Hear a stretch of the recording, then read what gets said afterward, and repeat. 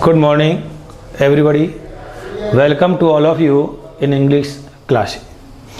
तो इंग्लिश में आपके टॉपिक चल रहा था मॉडल्स में हम कैन का प्रयोग, कुड का प्रयोग, मे का प्रयोग, माइट का प्रयोग, माइट के साथ मस्ट नॉट और शुड का प्रयोग पढ़ चुके हैं।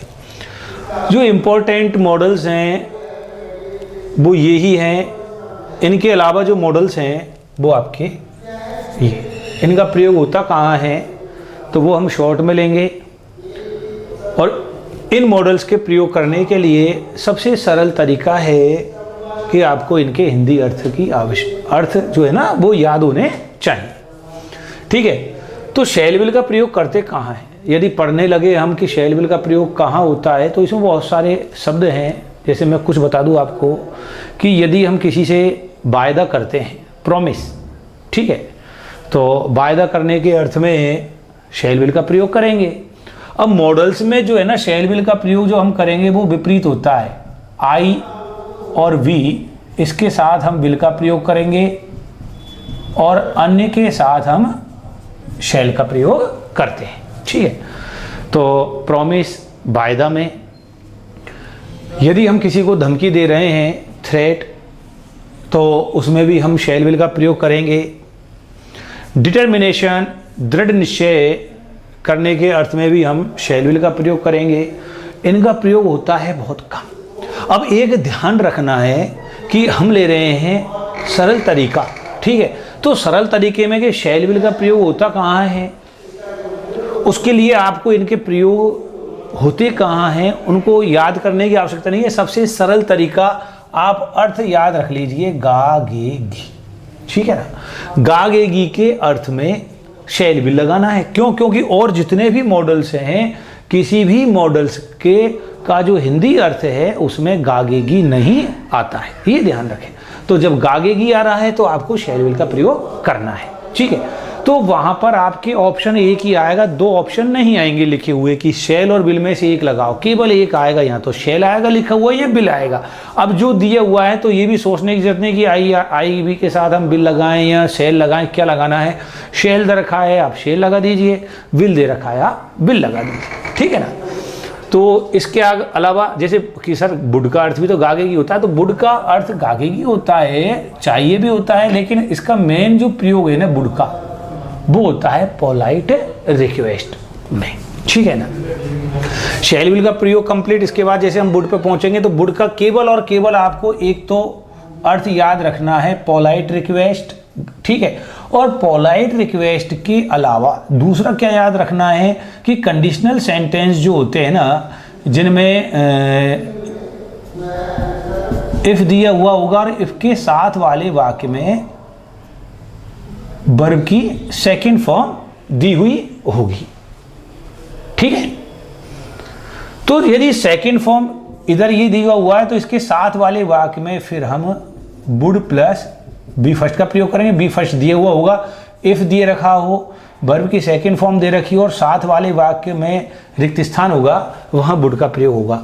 एक इसी में ही और है आपके, if plus head plus V third दिया हुआ हो तो फिर हम इसके साथ वाले वाक्य में वुड का प्रयोग करेंगे और पीछे जो शब्द है वो लिखे हुए आएंगे।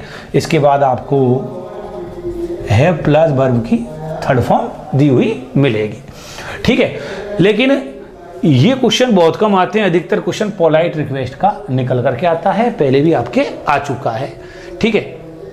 आगे आ जाइए आप ought to पर। ought to का अर्थ होता है चाहिए।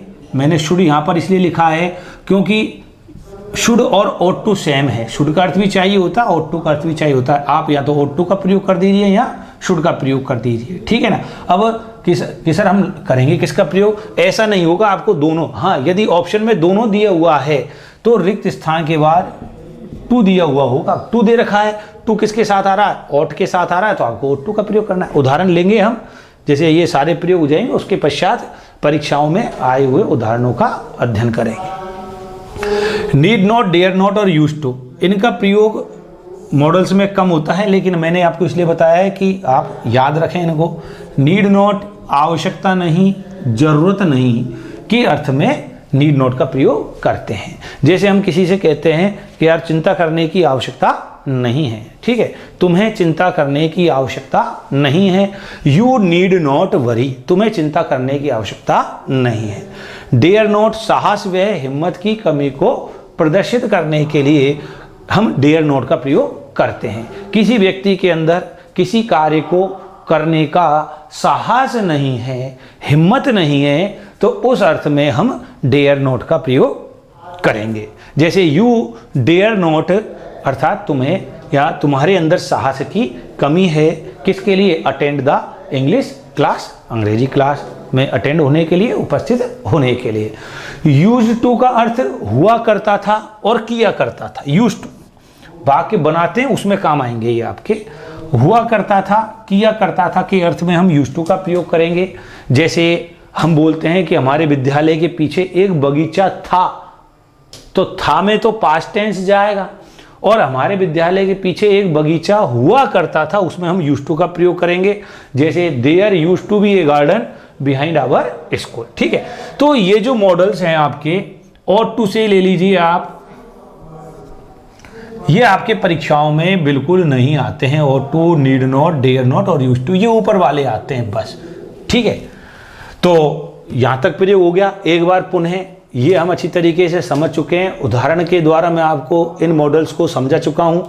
ये दो आपको देखना है, तो सेल विल का आपको केवल अर्थ देखना है कि सेल विल का अर्थ गागेगी होता है, सबसे सरल तरीका है। फिर आप वुड पर आ जाइए, तो वुड पर आपको केवल ये ध्यान रखना है, पोलाइट रिक्वेस्ट में हम वुड का प्रयोग करेंगे। ये मैंने लिख दिया पोलाइट रिक्वेस्ट, इंपॉर्टेंट है, आ चुका है पहले क्वेश्चन ये। तो पोलाइट रिक्वेस्ट में देखिए आप, मैंने कुड में भी लिखाया है आपको कि पोलाइट रिक्वेस्ट होने पर हम कुड का प्रयोग करते हैं, पोलाइट रिक्वेस्ट होने पर हम विल का प्रयोग भी करते हैं, पोलाइट रिक्वेस्ट होने पर हम वुड का प्रयोग भी करते हैं। ये तीनों का प्रयोग पोलाइट रिक्वेस्ट में होता है। लेकिन अब आप कहोगे कि सर पोलाइट रिक्वेस्ट में तीनों का प्रयोग होता है, बिल्कुल पता कैसे चलेगा? किसी वाक्य में निवेदन दिया गया पोलाइट रिक्वेस्ट, तो मैंने आपको सीधा तरीका बताया था, वाक्य के प्रारंभ में रिक्त स्थान मिलेगा और यहाँ पर मान लो सब्जेक्ट मिल जाएगा, और वाक्य में जो है ना, वाक्य में प्लीज, अधिकतर वाक्यों में प्लीज शब्द मिलेगा। यहां पर मैंने उदाहरण भी समझाया था आपको। जैसे मान लो ये दे दिया विल यू प्लीज, ठीक है, और पीछे शट डाउन द डोर या विंडो आ जाएगा। अब हम इसमें भरें क्या कि पोलाइट रिक्वेस्ट में तो कुड भी आता है, विल भी आता है, वुड भी आता है। तब उसके हम यहां पर देखेंगे ऑप्शन में क्या दिया हुआ है। ऑप्शन में यदि कुड दिया हुआ है तो कुड आएगा, बिल दे रखा है बिल आएगा, वुड दे रखा है तो वुड आएगा। ऐसा नहीं होगा कि ऑप्शन में तीनों दिए हुए हों, ठीक है ना। जैसे आई के साथ एम भी आता है, हेल्पिंग वर्ब में हैव भी आता है, हैड भी आता है, आई के साथ वाज भी आता है, ठीक है ना। और सहायक क्रियाएं लोगे आप तो और भी आती हैं, लगाएं कौन सी? सभी थोड़ी लगाते हैं, अकॉर्डिंग टू टेंस लगाते हैं, ठीक है। यहाँ ऑप्शन में केवल दो मिलेगा, दो में जैसे मान लो इज और एम दे दिया, इसके अनुसार लगाएंगे, हैज हैव दे दिया, इनमें से एक लगाएंगे। तो इसी प्रकार से आपके पोलाइट रिक्वेस्ट में तीनों का प्रयोग करेंगे, जो ऑप्शन में दिया हुआ है उसमें से हम इसमें आपके प्रयोग करेंगे। तो ये मॉडल्स हो चुके हैं। इसके बाद हम परीक्षाओं में आए हुए उदाहरणों का अध्ययन करेंगे।